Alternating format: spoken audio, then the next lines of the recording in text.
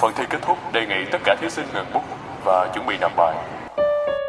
Xin nhắc lại, khi tiếng chuông kết thúc của kỳ thi vang lên, kỳ thi tuyển sinh đại học đã kết thúc. Từ giờ trở đi, bạn sẽ không bao giờ nghe được tiếng chuông thông báo này thêm lần nào nữa. Từ giờ trở đi, các bạn sẽ vội vã với một cuộc sống mới, cuộc sống của riêng mình.